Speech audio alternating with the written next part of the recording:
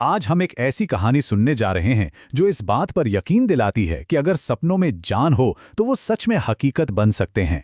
ये कहानी एक ऐसे लड़के की है जिसका सफर रामेश्वरम की धूल भरी गलियों से शुरू होकर राष्ट्रपति भवन के आलीशान गलियारों तक पहुंचा। सुनने में ये सवाल किसी फिल्म की कहानी जैसा लगता है ना? लेकिन ये कोई कहानी नहीं, ये हकीकत है। ये एक ऐसी दुनिया की सच्चाई है जहां अगर मेहनत करने की जिद हो तो नामुमकिन भी मुमकिन हो जाता है। तो चलिए इस अनोखे सफर को करीब से महसूस करते हैं। चलिए जरा कल्पना कीजिए, दक्षिण भारत का वो छोटा सा शांत कस्बा, हवा में समंदर की वो नमकीन महक घुली हुई है। बस यहीं एक ऐसे इंसान की कहानी की शुरुआत हो रही थी जिसकी गूंज पूरी दुनिया में सुनाई देने वाली थी। इस कहानी के जो हीरो हैं वो हैं एपीजे अब्दुल कलाम। उनका बचपन आसान नहीं था, बहुत सी चुनौतियों से भरा था। अपने परिवार की मदद करने के लिए वो हर रोज सुबह सूरज उगने से भी पहले उठ जाते थे और घर घर जाकर अखबार पहुंचाया करते थे। हाँ, ये सच है कि उनकी जेब में ज्यादा पैसे नहीं होते थे, लेकिन उनकी आंखों में एक ऐसी चीज थी जिसकी कोई कीमत नहीं लगा सकता, और वो थे बड़े बड़े सपने। वो जानते थे कि आज की मुश्किलें कल की मंजिल तय नहीं कर सकती। उनकी सबसे बड़ी दौलत उनकी सोच ही थी।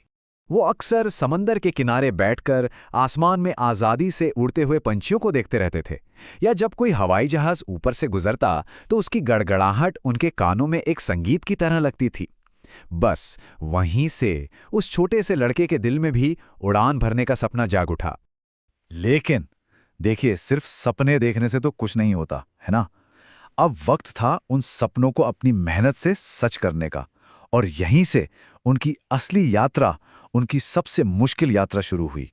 पढ़ाई को लेकर उनका जुनून किसी दीवानगी से कम नहीं था। सोचिए, जब पैसे नहीं होते थे तो वो मीलों पैदल चलकर लाइब्रेरी जाते थे, दोस्तों से पुरानी किताबें मांग लेते थे और फिर देर रात तक मिट्टी के तेल वाले लैंप की धीमी रोशनी में पढ़ते रहते थे। ज्ञान पाने की उनकी भूख हर मुश्किल से बड़ी थी। और इसी मुश्किल सफर में उन्हें रोशनी की एक किरण मिली, उनके टीचर के रूप में। उनके टीचर ने जो ये शब्द कहे, ये सिर्फ तारीफ नहीं थी, ये वो चिंगारी थी जिसने उनके अंदर एक ऐसी आग जला दी जो फिर कभी नहीं बुझी। ये शब्द उनके लिए एक मंत्र बन गए। बस उस एक भरोसे ने उनके इरादों को चट्टान की तरह मजबूत कर दिया। उन्होंने अपने मन में ठान लिया कि रास्ता चाहे कितना भी मुश्किल क्यों ना हो, वो कभी पीछे मुड़कर नहीं देखेंगे। हार मानना तो उनके लिए कोई विकल्प था ही नहीं। अब वो वक्त आ गया था जब सालों की दिन रात की मेहनत और वो मजबूत इरादे दुनिया के सामने एक मिसाल बनने वाले थे। ये वो दौर था जब उनकी काबिलियत का लोहा सिर्फ हिंदुस्तान ने नहीं बल्कि पूरी दुनिया ने माना। याद है वो बचपन का सपना आसमान को छूने का? वो सपना अब हकीकत बन चुका था। वो एक शानदार वैज्ञानिक बने, और उनका बस एक ही मिशन था, भारत को विज्ञान की दुनिया में नई ऊंचाइयों पर ले जाना। उन्होंने भारत के रक्षा कार्यक्रम को इतनी ताकत दी कि देश ने उन्हें प्यार से एक नया नाम दिया, मिसाइल मैन ऑफ इंडिया। ये सिर्फ एक उपाधि नहीं थी, बल्कि ये करोड़ों देशवासियों का उनके लिए सम्मान और गर्व था। और फिर इतिहास में वो सुनहरा दिन आया। रामेश्वरम की सड़कों पर अखबार बेचने वाला वो लड़का अपनी मेहनत, अपने ज्ञान और देश सेवा के जज्बे के दम पर भारत के सबसे ऊंचे पद पर, राष्ट्रपति के पद पर पहुंचा। इस सफर को एक बार देखिए तो, एक अखबार वाले लड़के से एक जुनूनी छात्र, फिर देश के मिसाइल मैन और आखिर में भारत के राष्ट्रपति। ये सिर्फ एक इंसान की कहानी नहीं है, ये इस बात का जीता जागता सबूत है कि अगर हिम्मत हो तो कोई भी अपनी किस्मत खुद लिख सकता है।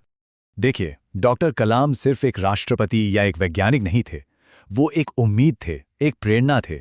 उनकी जिंदगी की कहानी हमें वो सबसे जरूरी सबक सिखाती हैं जो शायद किसी भी किताब में नहीं मिल सकता। तो सवाल ये है कि इस असाधारण जिंदगी का असली मतलब क्या है? हम सब इससे क्या सीख सकते हैं? और इसका सबसे अच्छा जवाब हमें खुद डॉक्टर कलाम के ही शब्दों में मिलता है। जरा इन शब्दों की गहराई को महसूस कीजिए। असली सपना वो नहीं है जो बंद आंखों से देखा जाता है।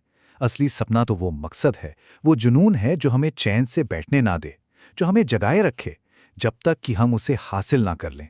तो सोचने वाली बात यह है कि ऐसा कौन सा सपना है जो किसी को सोने नहीं दे रहा?